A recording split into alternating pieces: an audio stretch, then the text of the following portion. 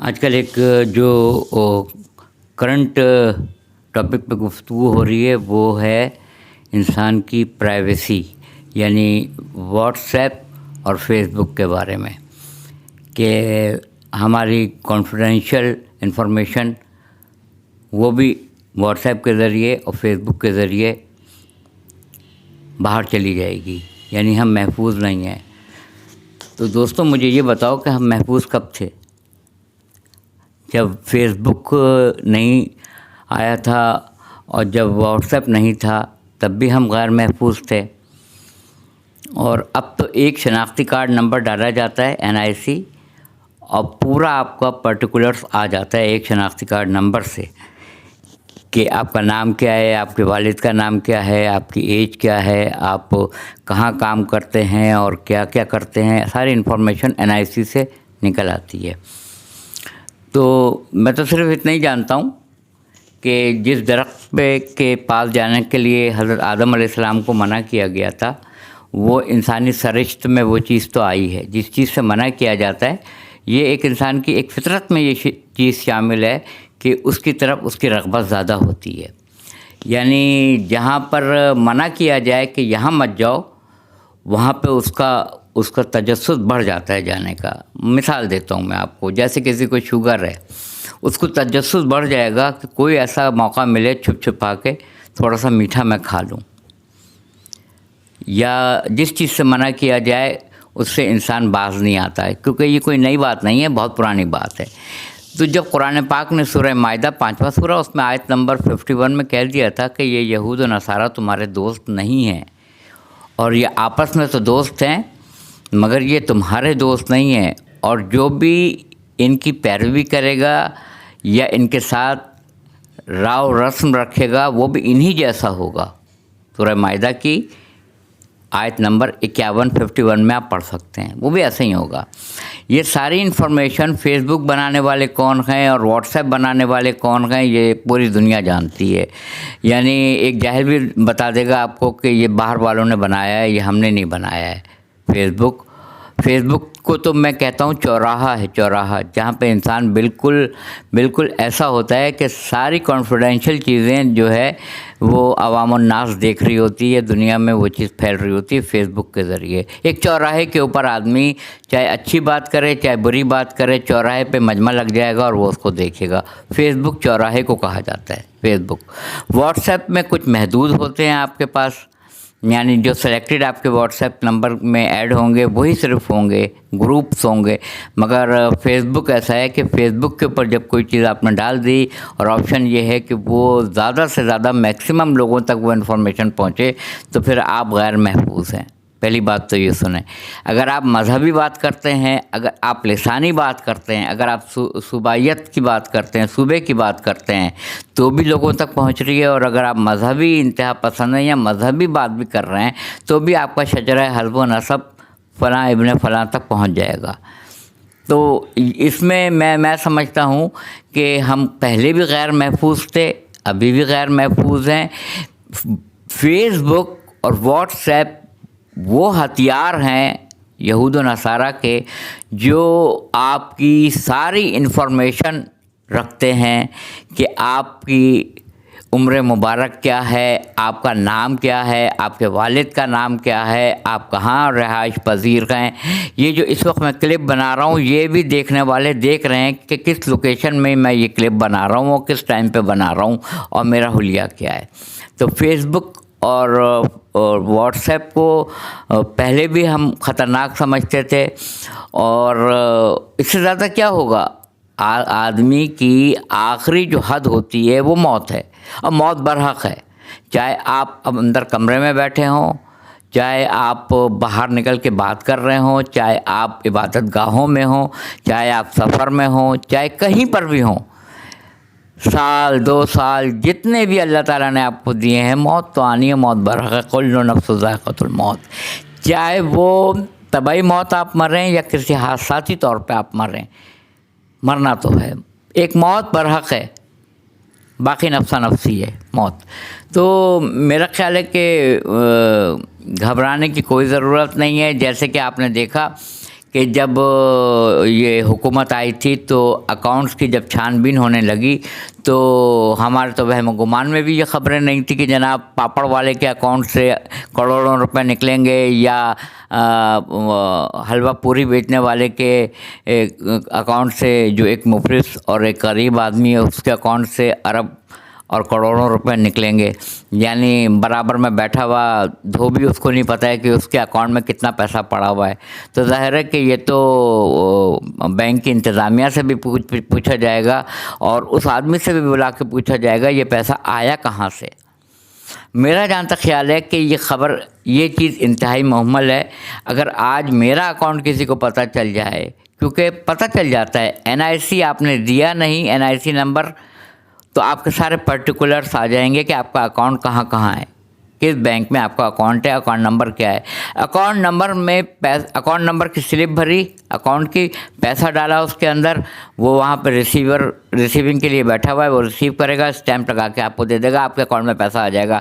دوسرے دن جو بھی سرکاری محکمے کا آدمی ہوگا وہ پہنچ جائے گا. اب وہ اکاؤنٹ کو جب چیک کرے گا تو پتہ چلے گا کہ جو ایک بالکل مفلس جس کے پاس سورس آف انکم ہی نہیں ہے، اس کے اکاؤنٹ میں کروڑوں روپے آئے ہوئے ہیں، کروڑ پتی ہو گیا وہ راتوں رات. تو کرتا کوئی ہے، بھگتتا کوئی ہے، یہ تو آپ کو پتہ ہی ہے نا. دنیا کا یہ اصول ہے، کرے گا کوئی، بھگتے گا کوئی. تو اس بیچارے کو کیا پتہ کہ راتوں رات میں اس ناگہانی آفت میں گرفتار ہو جاؤں گا اور میرے فرشتوں کو نہیں پتہ ہے کہ میرے اکاؤنٹ میں یہ کروڑوں پیسے کہاں سے آئے.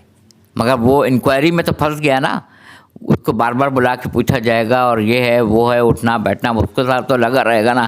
اب روزانہ یہی ہو رہا ہے کہ اگر آپ یوٹیلیٹی بل جمع کرانے جا رہے ہیں تو وہ آپ سے NIC کی کاپی مانگ رہے ہیں. اب آپ پیسہ جمع کرانے جا رہے ہیں تو آپ سے شناختی کارڈ مانگ رہے ہیں. بھائی جہاں پہ لوگوں کے پاس 3 4 پاسپورٹ بنے ہوئے ہوں، جہاں لوگوں کے پاس 2 3 شناختی کارڈ بنے ہوئے ہوں، وہاں آپ چیک اینڈ بیلنس کیسے رکھیں گے؟ کیسے چیک کریں گے؟ آپ لوگوں کے پاس 2 3 پاسپورٹ بنے ہوئے ہوتے ہیں، وہ ایک نہیں دوسرے پاسپورٹ سے سفر کرے گا، دوسرے نہیں تیسرے پاسپورٹ سے سفر کرے گا. یہ ہو رہا ہے.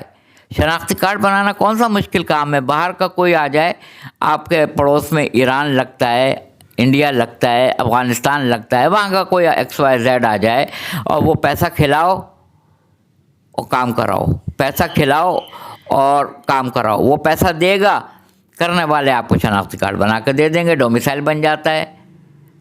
بن جاتا ہے پیسہ دے کے. کون سی چیز پیسہ دے کے نہیں ہوتی ہے؟ قائد اعظم محمد علی جناح کے ساتھ سب سے بڑا المیہ یہ ہے کہ قوم نے ان کو نوٹوں کے اوپر زندہ رکھا ہوا ہے، دلوں میں زندہ نہیں رکھا ہے. اگر دلوں میں زندہ رکھا ہوتا تو مملکت خداداد پاکستان کی یہ درگت نہ بن رہی ہوتی جو آج ہم دیکھ رہے ہیں 2021 میں، کہ شہر کے شہر اجڑ رہے ہیں. سڑکوں کی حالت آپ دیکھیے، مہنگائی کا عالم آپ دیکھیے، یہ آپ دیکھیے لوگ ان امپلائمنٹ کا شکار ہو رہے ہیں. ڈیلی ویجز والے بیماری کے ذریعے کمائی نہیں کر پا رہے ہیں. لوگوں کے کاروبار ٹھپ کے ٹھپ پڑے ہوئے ہیں. کسی کے چہرے پہ خوشی نہیں ہے، کسی کے چہرے پہ مسکراہٹ نہیں ہے، کوئی خوش نہیں ہے، کوئی مطمئن نہیں ہے. یہ ساری انفارمیشن چلی جائے گی.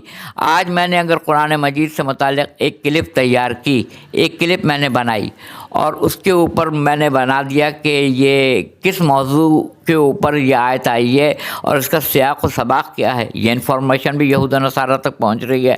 اگر میں رسول خدا صلی اللہ علیہ وسلم کے بارے میں کوئی ہم نعت بیان کر رہا ہوں، کوئی ان کے منقبت پڑھ رہا ہوں، ان کے لیے کچھ کہہ رہا ہوں، وہ بھی انفارمیشن ہماری پوچھ رہی ہے.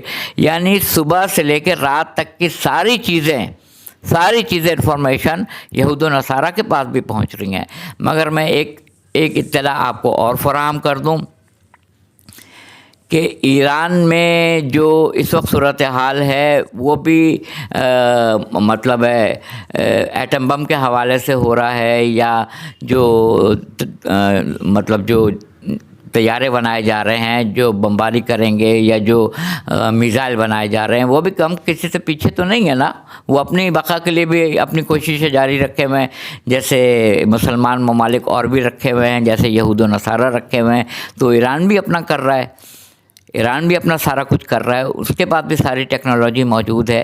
تو ایران نے، میں ایک خبر آپ کو یہ بتا دوں، ایران نے اسرائیلی وزیر اعظم کی وہ کمرے کی تصویر جو پرائیویٹ روم تھا ان کا، جہاں پہ کوئی پرندہ پر نہیں مار سکتا تھا، یہ آپ کنفرم کرا لیجئے گا یہ نیوز، جہاں کوئی پرندہ پر نہیں مار سکتا تھا، کوئی بغیر اجازت کمرے میں ان کی پرسنل آ نہیں سکتا تھا.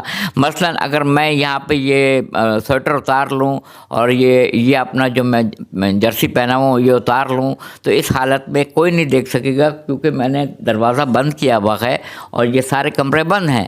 تو ایسی حالت میں اسرائیلی وزیر اعظم کی وہ پرائیویٹ پکچر ایرانی حکام نے کھینچی اور ان کو بھیج دی کہ آپ ہمارے اتنے قریب ہیں.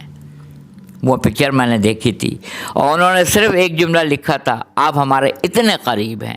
ان کی ساری انگلیوں کے اوپر اسرائیلی شہر سارے کے سارے موجود ہیں. ہم تو ڈوبے ہیں صنم، تم کو بھی لے ڈوبیں گے. اگر وہ آپ پہ اٹیک کرتے ہیں ان فیوچر، تو آپ کے پاس بھی آپشن ہے، آپ بٹن دبائیے اور آپ ان کے شہر کو نیست و نابود کر دیجیے. تو میں لوگوں سے یہی پوچھتا تھا کہ یہ بتائیے کہ اللہ تعالیٰ نے اپنے بندوں کو زیادہ مارا ہے یا بندوں نے بندوں کو زیادہ مارا ہے؟ تو سب نے متفقہ رائے یہ دی کہ بندوں نے بندوں کو زیادہ مارا ہے. اللہ نے بندوں کو اتنا نہیں مارا ہے جتنا انسان نے انسان کو مارا ہے، نقصان کیا ہے. تو یہ فیس بک ہو، یہ واٹس ایپ ہو، یہ آپ کا یوٹیوب ہو، یہ آپ کا کوئی بھی چینل ہو، ابھی سگنل آیا ہے، یہ پتہ نہیں کیا ہے، ٹیلی گرام آیا ہے، یہ اللہ جانے کیا ہے، آتے رہیں گے. جیسے میں نے مارکیٹ میں پوچھا تھا جا کے کہ آئی فون کا آپ بتائیے کون سا ہے، کہنے لگے بھائی اتنی کمپنی ہے، اوپو ہے، ویوو ہے، سیمسنگ ہے، آئی فون کا ہے، ایپل کا ہے، پتہ نہیں درجنوں بیسیوں قسم کے تو آ چکے ہیں. تو روزانہ وہ مارکیٹ میں 2-3 اپنا نیا موبائل دے رہے ہیں، 2-3. یعنی ایٹامک ٹیکنالوجی اتنی فاسٹ ہو رہی ہے، اتنی تیز ہو گئی ہے برق رفتاری سے کہ ہر مہینے 2-3 نئے نئے ماڈل آ رہے ہیں، اتنے قریب. تو کسی کی پرائیویسی اب پرائیویسی نہیں ہے. کہنے کا مطلب یہ ہے، کلپ بنانے کا مطلب یہ ہے، کسی کی پرائیویسی اب کوئی پرائیویسی نہیں ہے، اب کوئی منافقت نہیں ہے. جو جس مذہب کا ہے وہ اوپنلی اس کا پرچار کر رہا ہے، جو جس کا شیدائی ہے وہ اس کے گن گا رہا ہے، جو جس کے اوپر لعنت بھیجنا چاہتا ہے اعلانیہ طور پر لعنت بھیجتا ہے. یہ اب کوئی کسی سے ڈھکی چھپی بات نہیں ہے. البتہ اسلامی ممالک کے وہ جو اپنے آپ کو خادم کہتے ہیں، ان سب نے اسرائیل کو تسلیم کر لیا ہے. اور میں تو کہتا ہوں، دعا کرتا ہوں اللہ تعالیٰ اور ممالک کو توفیق دے کہ وہ اسرائیل کو بھی تسلیم کر لیں. کیا کہ ہم نے شیطان کو تسلیم نہیں کیا ہے؟ ہم ہر تلاوت سے پہلے اعوذ باللہ من الشیطان اللعین الرجیم، یعنی شیطان سے نفرت کا اور برات کا، نفرت کا اعلان کرتے ہیں. تو شیطان کو کیا ہم مانتے نہیں ہیں؟ بالکل مانتے ہیں. تو ہمارے نزدیک اگر ہم اسرائیل کو بھی تسلیم کر لیتے ہیں تو کیا بات ہے. بس فرق یہ ہے کہ وہ منفی ہے یا مثبت ہے، پازیٹیو ہے یا نیگیٹو ہے، حق ہے یا باطل ہے، یہ الگ کہانی ہے، یہ الگ داستان ہے، یہ الگ ٹاپک ہے. مگر مانتے تو ہیں نا اگر تسلیم کر لیا. میں نے سورہ مائدہ کوٹ کی تھی. سورہ مائدہ اس دسترخوان کو کہتے ہیں جس پہ کھانے چنے ہوئے ہوتے ہیں. یعنی خالی دسترخوان کو مائدہ نہیں کہا جاتا ہے جو ڈیکوریشن والے سے ہم لیتے ہیں. وہ دسترخوان جو بچھا دیا جائے، جس پہ کھانا رکھ دیا جائے، یعنی کھانوں سے، نعمتوں سے بھرا ہوا، اسے دسترخوان مائدہ کہا جاتا ہے. وہ 5واں سورہ ہے، آیت 51 ہے. تفصیل سے پڑھ لیجئے کہ یہود و نصارہ تمہارے ہرگز دوست نہیں ہو سکتے ہیں، یہ آپس میں دوست ہیں، اور تم میں سے اگر کوئی ان سے راو رسم رکھے گا تو وہ بھی انہی جیسا ہوگا، اللہ تعالیٰ نے کہا ہے. اگر ترجمے میں 19-20 بھی ہو تو مجھے آپ کلپ کے ذریعے تنبیہ میری کر سکتے ہیں، میری سرزنش کر سکتے ہیں. آگے کی آیت یہ ہے، مگر ہاں کاروباری سلسلے میں آپ ان سے کاروبار کر سکتے ہیں، اس کی اجازت ہے. یعنی یہود و نصارہ سے آپ کاروبار کر سکتے ہیں، تجارت کر سکتے ہیں، دوستی نہیں کر سکتے. آپ کو میں نے رقم دی، آپ سے میں نے پروڈکٹ لیا، اتنا بس.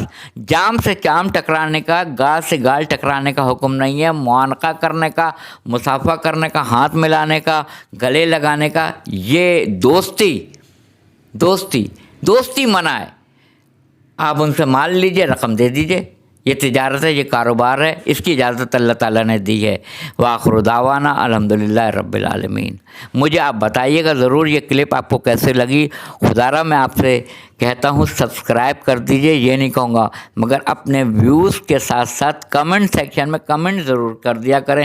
مجھے بڑا دکھ ہوتا ہے کہ میں یہ جب حالت زار دیکھتا ہوں، خاص کر بالخصوص انسانیت کی جو تنزلی کی طرف تیزی کے ساتھ جا چکی ہے، وہ مسلمان جس کے لیے حضور صلی اللہ علیہ وسلم دنیا میں تشریف لائے اور جن کی وجہ سے فرش و عرش کی کو بچھایا گیا، یہ رونق دنیا میں بنائی گئی۔ اے حبیب، اگر ہم آپ کو مبعوث نہ کرتے تو یہ کائنات نہ سجاتے۔ یہ کائنات آپ کی وجود کی وجہ سے سجی ہوئی ہے، اس میں یہ مسلمانوں کی حالت زار ہے۔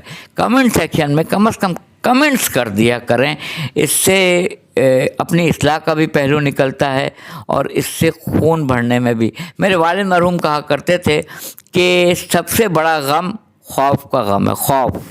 خوف کی بیماری سب سے بڑی بیماری ہے، انسان کو ختم کر دیتی ہے، اور سب سے بڑی اینٹی بائیوٹک صحت کے لیے سب سے بڑی جو ہے وہ خوشی ہے۔ خوشی سب سے بڑی اینٹی بائیوٹک ہے۔